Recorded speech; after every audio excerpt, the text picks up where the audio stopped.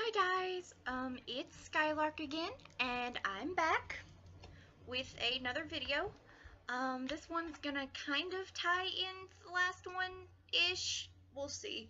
But this one is going to be about the JWs and their, what I like to call, nonsensical doctrine. These are doctrines that I've had issues with.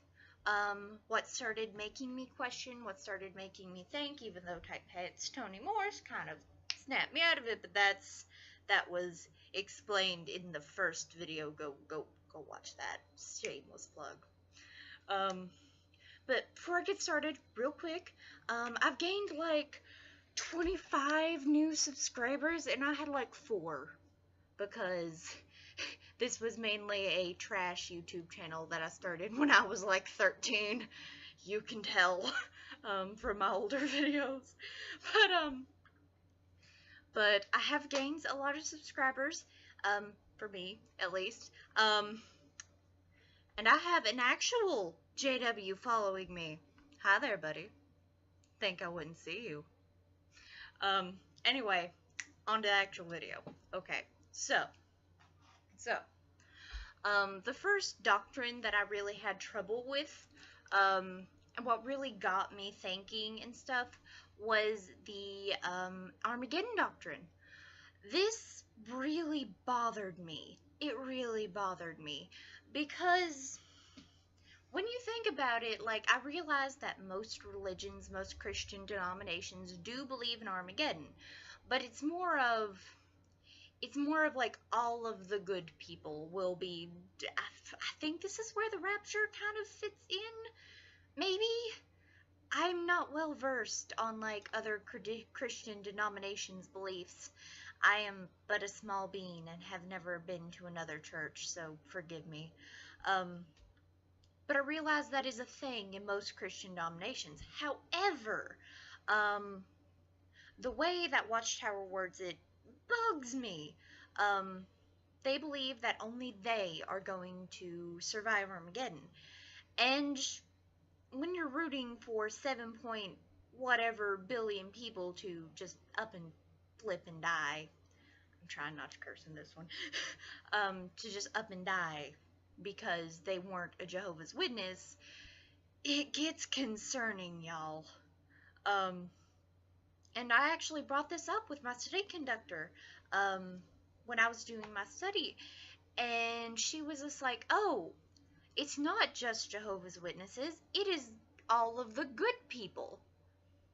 Now this is where I went, what? Because when you think about it, if it was all the good people, that's probably really loud, if it's all the good people, then their entire religion falls apart. Because listen, 50% of Jehovah's Witnesses' efforts and doctrine and teaching goes toward the preaching work, because they are a publishing company. They need to push the magazines. So they say that if you are not a converted Jehovah's Witness, converted and baptized, then you are going to die at Armageddon.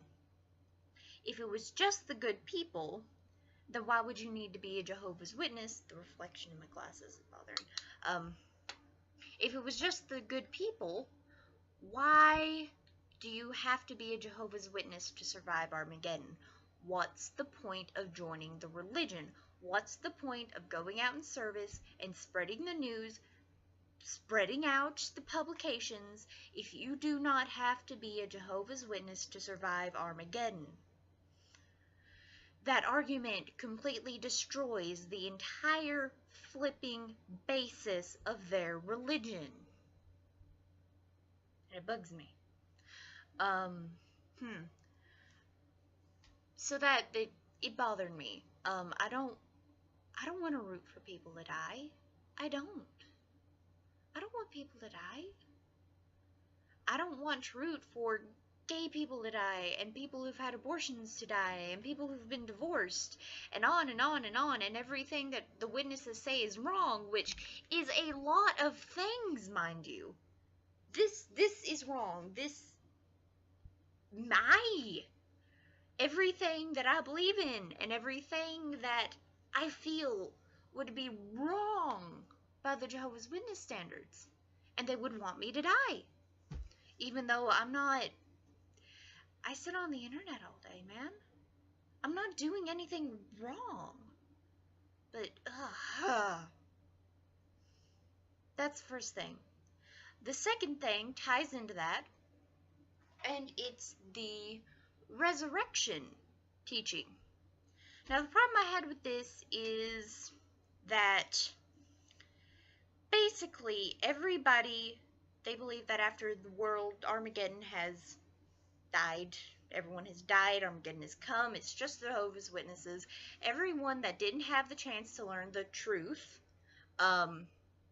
gets to come back and gets a second chance. And so all of the good people are resurrected, and are given a chance. This runs into the problem of where are we going to put them? Because there are 8 billion people on the planet right now. In some places in the world, it's severely overpopulated, especially in China and Asia and places like that. They literally cannot fit any more people there. And I brought this up to the study conductor. Excuse me. I brought this up to the study conductor, and she said, well, if you take everyone that has ever lived and put them on Earth, everyone will have 1 acre of land. Is Mom going home? Nope. Everyone will have 1 acre of land. And this begs the question, the hell are we gonna put the trees? The hell are we gonna put the animals? Where are we? Because like if you lay it flat and everyone gets 1 acre of land, we still have to have trees. We have to have plants. They make air. We have to have animals to eat. And dogs. We need to keep dogs. And where are we going to put the animals? Are we just going to take their natural habitats? I mean, we're doing that anyway, but that would cause like animal extinction, and that's another problem unto itself. So that bugged me. It makes no sense where we can put everyone. Another one that bothered me is after everyone's been resurrected and they've lived in paradise for 10,000 years, I think it was. After you've lived in paradise for 10,000 years, you have to go through another freaking Armageddon. Because God will test the people again. He will come in and he will release Satan onto the earth one last time to test the people and kill off everyone that doesn't obey him. Even though we're supposed to be technically perfect at this point, so why would anyone sin? And that's another mess. That's, oh my god, it gives me a headache. It gives me a freaking headache. And so after we've already cleaned up the earth, after we have already buried all of the 7 billion bodies into the earth, burned them, the birds ate them, whatever would happen, we will have to go through this horror show again. Because God decided that it wasn't enough to just do it one time. He has to cleanse the earth in total of 3 times. The flood, Armageddon, second Armageddon.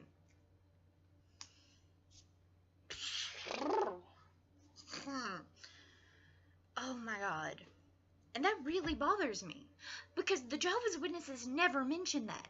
Never, ever, ever, ever mention that. Well, they do, obviously, because it's part of their doctrine. But when they're talking to people and when they're talking to you during your study, they never mention the second Armageddon. Never.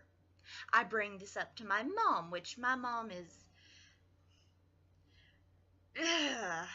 that's another video for another day. But I bring this up to my mom, and she's just like, they don't teach that. Yes, they do. Are we not in the same congregation? Do we not go to the same meetings? Well, not anymore for me, but you get the idea. It drives me up a wall. And so the other one that really bothers me is something that bothers nearly every Jehovah's Witness, I think, and that is the disfellowshipping arrangement. I just don't think it's Christian. See, I don't know, like, my personal beliefs, but, like, it's just not right to cut somebody completely out of your life because they have different religious beliefs. And being disfellowshipped, like, I have issues of, like, I was raised by my grandparents, and due to some family issues that I really don't need to go into here, but being raised by my grandparents instead of my parents really gave me this fear of being disfellowshipped, and I wouldn't have anybody. I wouldn't have anybody because mom would have to stop talking to me, and mom was like everything to me, especially when I was little, so I was terrified. That's actually part of the reason why I didn't get baptized. I was terrified of later down the road getting disfellowshipped because, spoiler alert, I was never exactly the prime Jehovah's Witness. In church I was, not other places. I wasn't a bad kid, but, like, I just didn't act like a witness outside of the church. I was like, nah. But anyway, terrified is disfellowshipping, and it's emotional blackmail. It's just like, if you choose to have a different religious belief, if you have grown and changed as a person and decided to change your religious belief, you will be cut off from everyone that you know and love until you come back to the church. And the way the witnesses want you to socialize and set up your social circle is that you would not have any contact outside the Jehovah's Witness religion. So you're in a bubble. And if you step outside that bubble, you know no one outside of this bubble, at least no one very closely. So you're completely cutting off your entire social circle if you fuck up. Sorry, I was trying not to say a bad word. I'm sorry, people.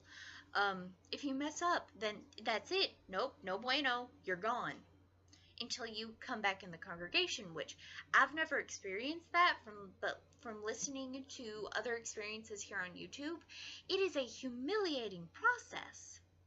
I know one time I said hi to a disfellowshipped person, and we were talking about it, and I didn't know because I wasn't there for the announcement or whatever, but Mom mentioned this guy was disfellowshipped, and I had said hi to him, and I was afraid that, I was going to get in trouble because I said hi to him, and I was like 10.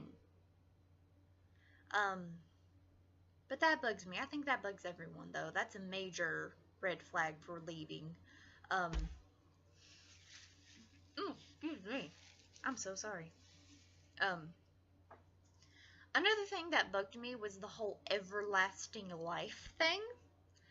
And it's kind of silly to think about, like, everlasting life. Why would you have a problem with that? But, like, my issue is, when I was little, I could just remember thinking, I was like, what if you die in paradise? Mom's just like, you're not gonna die in paradise. What if you have an accident? What if, like, you get your head cut off or something? And she just looked at me and said, well, I don't know, and just kind of went on. And that's always bugged me. And plus, I mean, what are you gonna do forever on Earth? There's only so many places you can go, people you can see. It just seems boring. Then again, I'm kind of like that. And obviously I had issues with the generation thing. If you know Jehovah's Witnesses, I don't even need to explain how crazy that is, but for those who don't know, basically, they believed that the world would end before the people born in 1914 died. Well, it's been 102 years now, 2016, since 1914. They all dead. We still here. So, they changed it to where it's like an overlapping generation, like the people who were alive in 1914 and then the people that were, like, alive at the same time as those alive in 1914, like, it includes this too, but in doing that, you can, like, tack on indefinitely, and it's a capital M mess, a warm disaster. that's what that is. And there's other issues with the organization that I just really don't like. The whole pedophile scandal that recently come out really pissed me the fuck off. Oh, I'm sorry. I'm a potty mouth normally, and I know this is like a lot cleaner than the first one, but I'm sorry. It pisses me off. And I think that's about it. Obviously there's like a lot more issues. The blood issue. Personally, anything, I guess I've been conditioned to think that like other people's body parts or blood in me is like gross. I think that's just a condition though, because like they're just like, no, don't do that. That's like gross. And of course I'm just like, oh yeah, that's gross. Um, but the blood thing is kind of, dude, it's a standard medical procedure.